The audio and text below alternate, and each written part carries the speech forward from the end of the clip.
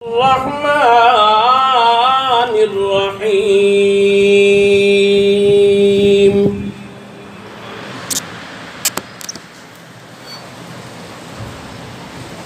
كنتم خير أمة أخرجت للناس تأمرون بالمعروف وتنهون عن المنكر وقال الله تبارك وتعالى في مقام آخر ومن أحسن قولا ممن دعا إلى الله وعمل صالحا صدق الله خالقنا العظيم وصدق رسوله النبي الكريم ونحن على ذلك لمن الشاهدين والشاكرين والحمد لله رب العالمين.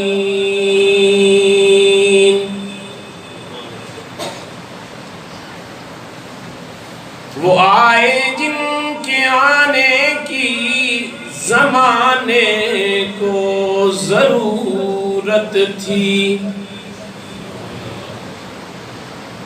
وہ آئے جن کے آنے کی زمانے کو ضرورت تھی، وہ آئے جن کی آمد کے لیے بے چین فطرت تھی، وہ آئے نغمہ داؤد میں جن کا ترانہ تھا، وہ آئے گریہ یعقوب میں جن کا فسانہ تھا، وہ آئے جن کے قدموں کے لیے کعبہ ترستا تھا، وہ آئے جن کے دم قدم سے دنیا میں اجالا تھا، وہ آئے جن کے آنے کی زمانے کو ضرورت تھی، وہ آئے جن کی آمد کے لیے بے چین فطرت تھی. سب حضرات عقیدت اور محبت کے ساتھ نماز برا درود پاک پڑھیں. اللہم صلی علی محمد وعلی آل محمد کما صلیت علی ابراہیم وعلی آل ابراہیم انکا حمید مجید. اللہم بارک علی محمد وعلی آل محمد کما بارکت علی ابراہیم وعلی آل ابراہیم انکا حمید مجید. گرامی قدر سامعین، معزز حاضرین، بزرگوں، دوستوں اور نوجوان ساتھیوں،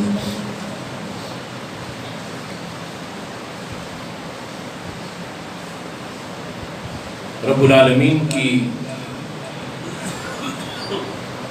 لامحدود نعمتوں کا ہر وقت ہم پر سایہ ہے، اور اس مالک کی عطا کی ہوئی بے شمار نعمتیں دن رات میں ہم استعمال کرتے ہیں، اور وہ نعمتیں اتنی زیادہ ہیں کہ اگر ان کو ہم گننا شروع کر دیں ہماری گنتی تو ختم ہو سکتی ہے مگر ان نعمتوں کا شمار نہیں ہو سکتا. رب العالمین خود ارشاد فرماتے ہیں کہ وَإِن تَعُدُّوا نِعْمَةَ اللَّهِ لَا تُحْصُوهَا. میرے بندو، اگر تم میری نعمتوں کو گننا شروع کر دو تو تم میری نعمتوں کو شمار میں نہیں لا سکتے. تمہاری گنتی ختم ہو جائے گی مگر میری نعمتیں شمار میں نہیں آ سکیں گی. اتنی نعمتیں اس مالک کی دی ہوئی، اور ان نعمتوں میں سے ایک سب سے بڑی نعمت جو ہم پر اس مالک کی ہے وہ یہ ہے کہ اس نے ہمیں اپنے پیارے حبیب امام الانبیاء فخر الانبیاء حضرت محمد مصطفیٰ احمد مجتبی صلی اللہ علیہ وسلم کا امتی بنایا۔ بہت نعمتیں ہیں، لیکن ان نعمتوں میں سے جو سب سے بڑی نعمت ہے وہ اللہ کے پیارے حبیب صلی اللہ علیہ وسلم کا امتی ہونا، یہ ہمارے لیے سب سے بڑی نعمت ہے، جس کو مالک کائنات نے اپنے کلام پاک کے اندر بھی ارشاد فرمایا کہ لوگوں یاد رکھنا، لَقَدْ مَنَّ اللَّهُ عَلَى الْمُؤْمِنِينَ إِذْ بَعَثَ فِيهِمْ رَسُولًا، میں نے تمہیں آنکھوں کی بینائی دی، میں نے تمہیں کانوں کی سنوائی دی، میں نے تمہیں قوت گویائی دی، میں نے تمہیں سوچنے سمجھنے کی صلاحیت دی، میں نے تمہیں عقل دی، سمجھ دی، فہم و فراست دی۔ یہ ساری نعمتیں ایک طرف، کبھی کوئی نعمت دے کر اس مالک نے یہ نہیں کہا کہ میں نے یہ نعمت تمہیں دی ہے اور یہ تم پر میں نے اپنا احسان کیا ہے، لیکن صرف ایک نعمت ایسی تھی کہ جس نعمت کے دینے پر خود مالک کائنات خالق ارض و سماوات اپنے کلام پاک میں کہنے پر ہمیں اس بات کو سوچنے پر مجبور کر دیا کہ وہ کون سی نعمت ہے جو ہمارے لیے ہوا سے زیادہ ضروری ہے۔ اگر ہمارے پاس ہوا نہ ہو ہم سانس نہیں لے سکتے۔ جو ہمارے لیے دیکھنے سے زیادہ ضروری ہے، جو ہمارے لیے سننے سے زیادہ ضروری ہے، جو ہمارے لیے بولنے سے زیادہ ضروری ہے، جو ہمارے لیے سوچنے سے زیادہ ضروری ہے، جس کی ایک ایک عمل اور جس کی ایک ایک عمل کی حالت ہمارے لیے نعمت ہی نعمت ہے، وہ کون سی اتنی بڑی نعمت ہے جس کو مالک کائنات احسان فرما رہے ہیں کہ میں نے تم پر احسان کیا ہے، کہ جس مالک نے ہوا دے کر، پانی دے کر، آنکھیں دے کر، کان دے کر، بازو دے کر، پاؤں دے کر، یہ چیزیں دے کر احسان نہیں جتلایا، اس مالک نے کون سی نعمت تھی جسے دے کر احسان جتلایا۔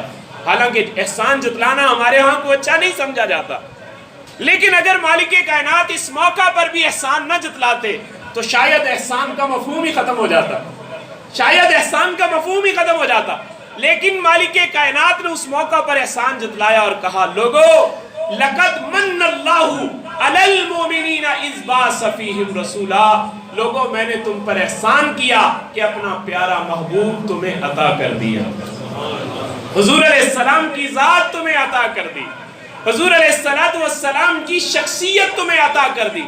اور میرے آقا علیہ السلام نے ارشاد فرمایا تھا کہ لوگوں پر ایک زمانہ ایسا آئے گا کہ دین پر چلنا ایسا ہی ہوگا جیسے ہاتھ میں مٹھی میں آگ کے انگاروں کا پکڑنا۔ ایسا زمانہ آئے گا کہ مٹھی کے اندر جیسے آگ کے انگارے پکڑنا مشکل ہے، اسی طرح دین کے اوپر چلنا مشکل ہو جائے گا۔ میرے بھائیوں، آج سوچنے کی ضرورت ہے، ہر طرف سے ہمارے اوپر فتنوں کی بھرمار ہے، پوری امت مسلمہ پر دشمن نظر لگا کے بیٹھا ہوا ہے اور پوری فنڈنگ ہو رہی ہے، غیر ملکی این جی اوز، غیر مسلم این جی اوز پیسہ لگا کر میرے اور آپ کے بچوں کو ٹک ٹاک پہ لگانے کی کوشش کر رہے ہیں، میرے اور آپ کے بچوں کو فحاشی اور عریانی سستے داموں فراہم کرنے کی کوشش کر رہے ہیں کہ یہ مسلمانوں کے بچے اگر یہ تباہ ہو گئے ان کا آنے والا مستقبل ختم ہو جائے گا، اور اس مستقبل کو ختم کرنے کی وہ پوری پلاننگ میں پچھلے 10-12 سال سے ایسے زبردست انداز سے وہ میدان میں کودے ہیں، اور ہم مسلمانوں نے آنکھیں ایسے بند کی ہوئی ہیں جیسے کبوتر بلی کو دیکھ کر آنکھیں بند کر لیتا ہے۔ معذرت کے ساتھ ہم سب اس میں شامل ہوئے، میں بھی شامل ہوں، ہم سب شامل ہیں۔ ہم نے کبوتر جیسے بلی کو دیکھ کر آنکھیں بند کر لیتا ہے کہ بلی چلی گئی، حالانکہ وہ گئی نہیں ہوتی، پتہ اسی وقت چلتا ہے جب اس کی وہ گردن دبوچ لیتی ہے۔ میرے بھائیوں، ہم اپنے مستقبل کی فکر کریں۔ ہم نے مال و دولت اولاد کے لیے چھوڑ دیا، یہ کافی نہیں ہے۔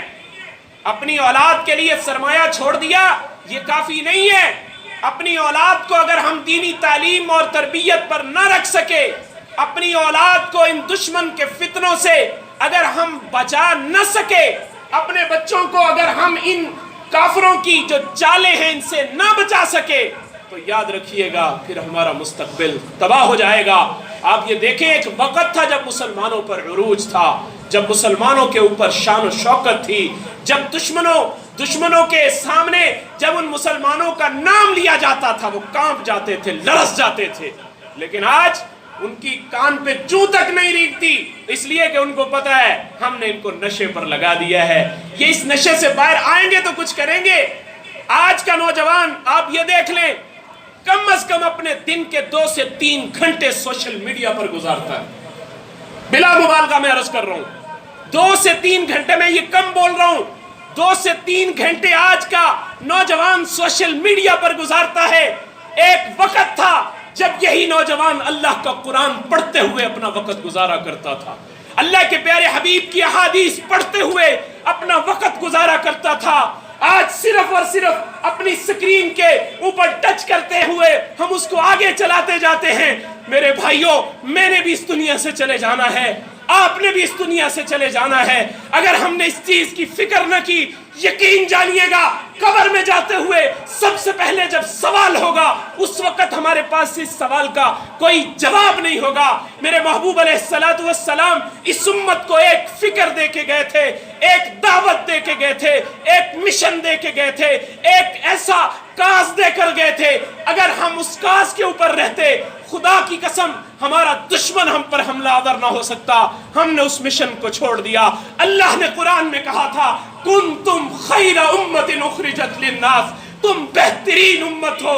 میرے بھائیوں، لوگ ہم سے زیادہ عزت والے بھی تھے، لوگ ہم سے زیادہ طاقت والے بھی تھے، سرمایہ والے بھی تھے، پیسے والے بھی تھے، ان کے پاس اتنی شان و شوکت تھی، قد ان کے اتنے بڑے تھے، کھجور کے درخت کو یوں ہلاتے تھے، زمین سے نکال کے پھینک دیتے تھے۔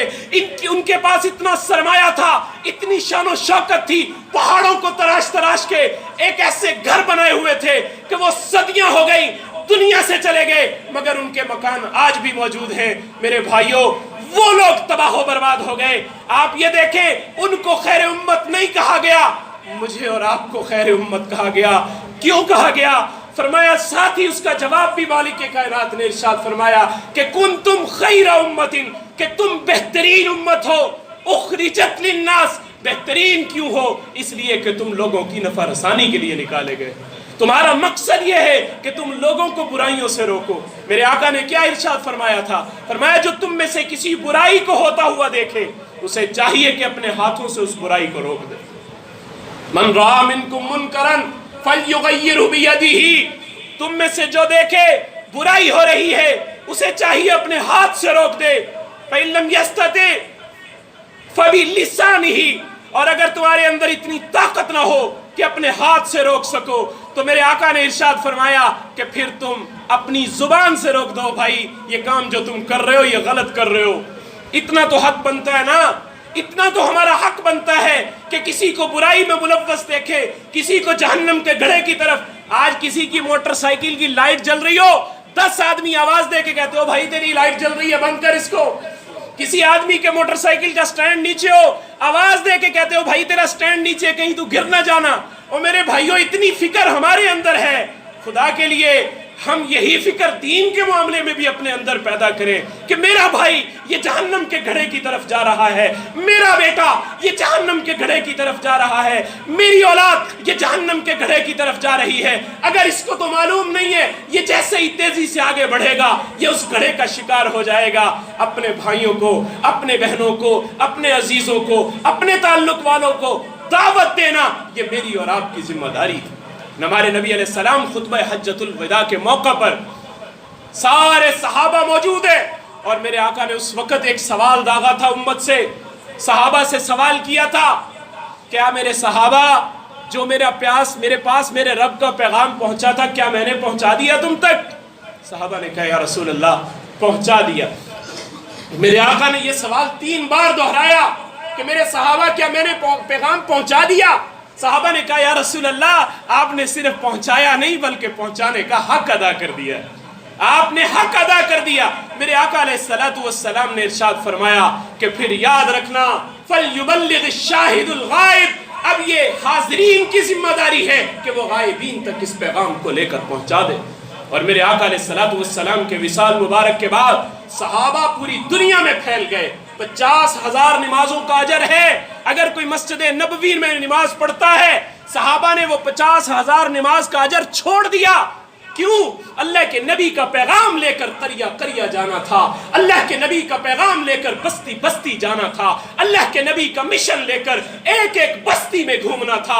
وہ مدینے میں بھی دفن ہو سکتے تھے، وہ مدینے کے اندر مسجد نبوی میں بھی نمازیں پڑھ سکتے تھے۔ میرے بھائیوں، صحابہ نے اس چیز کو ترجیح نہیں دی کہ ہم 50,000 نمازوں کو چھوڑ رہے ہیں، بلکہ صحابہ نے یہ دیکھا ہمارے نبی کس چیز کے لیے آئے تھے، ہمارے ذمے کون سا مشن لگا تھا، کون سی دعوت دی تھی ہمارے نبی علیہ السلام نے ہمارے ذمے لگائی تھی۔ آج ہم اس دعوت کو لے کر آگے بڑھنے والے بن جائیں۔ وہ دعوت صحابہ نے لی اور لے کر، کوئی کہیں دمشق کے اندر کسی کی قبر بن رہی ہے، کسی کی استنبول میں قبر بن رہی ہے، کسی کی کسی جزیرے کے اندر قبر بن رہی ہے، پوری دنیا میں صحابہ پھیل گئے اور اللہ کے نبی کی اس پیغام کو پوری دنیا کے اندر عام کر دیا۔ تو میرے بھائیوں، اللہ کے نبی علیہ الصلوۃ والسلام یہ مشن دے کر گئے ہیں، اور ہم میں سے ہر ایک اس چیز کا ذمہ دار ہے۔ نبی علیہ السلام نے کیا ارشاد فرمایا تھا کہ جب میری امت دنیا کو بڑی چیز سمجھنے لگے گی، جب میری امت دنیا کو بڑی چیز سمجھنے لگے گی، فرمایا کہ اسلام کی ہیبت اور وقت ان کے دل سے نکل جائے گی۔ اسلام کی ہیبت اور اسلام کی وقت، اسلام کی قدر و قیمت ان کے دل سے نکل جائے گی۔ آج معذرت سے کہنا پڑتا ہے ہمارے ہاں دنیا کی بہت بڑی اہمیت ہو گئی ہے۔ آج دنیا، میرے نبی علیہ السلام نے ارشاد فرمایا تھا اللہ کے نزدیک اگر اس دنیا کی حیثیت ایک مچھر کے پر کے برابر بھی ہوتی، اللہ کسی کافر کو پانی کا گھونٹ بھی پینے کے لیے نہ دیتا۔ ایک گھونٹ بھی پانی کا کسی کافر کو نہ ملتا اگر اللہ کے ہاں دنیا کی قدر و قیمت ہوتی۔ اور میرے آقا نے یہ بھی ایک حدیث مبارکہ میں فرمایا تھا کہ الدنیا جیفت و طالبها کلاب، کہ یہ دنیا مردار ہے اور اس کو طلب کرنے والے، اس کے ساتھ عشق کرنے والے، اس کے ساتھ محبت کرنے والے وہ کتوں کی طرح ہیں۔ میرے نبی علیہ السلام کا فرمان ہے کہ دنیا کو اپنا مقصد بنا لینا، دنیا کو اپنا اوڑھنا بچھونا بنا لینا، دنیا کو ہی اپنا محبر اور منبر سمجھنے لگ جانا، دنیا کو ہی اپنے لیے سب کچھ سمجھنے لگ جانا کہ ہم صرف کھیتی باڑی کرنے کے لیے دنیا میں آئے تھے؟ کیا ہم صرف دکانیں چلانے کے لیے دنیا میں آئے تھے؟ کیا ہم صرف کھیتی باڑی کے بعد کیا ہم اپنی فیکٹریاں اور بزنس کو صرف چمکانے کے لیے دنیا میں آئے تھے؟ ہمارا مقصد یہ نہیں تھا، ہمیں اس لیے خیر امم نہیں کہا گیا تھا۔ ہاں یہ ہماری ضرورت ہے، ان کو ضرورت کی حد تک رکھیں، لیکن اس کے ساتھ اصل اپنا جو کام ہے، جو اپنا جو مشن ہے، جو اپنا جو اللہ کے نبی علیہ السلام کا پیغام ہے، اسے دے کر اپنے گھر کے اندر سے اس کا آغاز کریں، اپنے بیوی بچوں سے اس کا آغاز کریں، اپنے اڑوس پڑوس سے اس کا آغاز کریں، اپنے ورکروں سے اس کا آغاز کریں، اپنے تعلق والوں سے اس کا آغاز کریں۔ ہر آدمی کے ذمے ہے وہ اپنے دوستوں کو اس کی دعوت دے، جہنم کی آگ سے بچانے کی کوشش کرے۔ یا ایھا الذین آمنوا قوا انفسکم واہلیکم نارا، کہ اے ایمان والو اپنے آپ کو بھی جہنم کی آگ سے بچاؤ اور اپنے اہل و عیال کو بھی جہنم کی آگ سے بچاؤ۔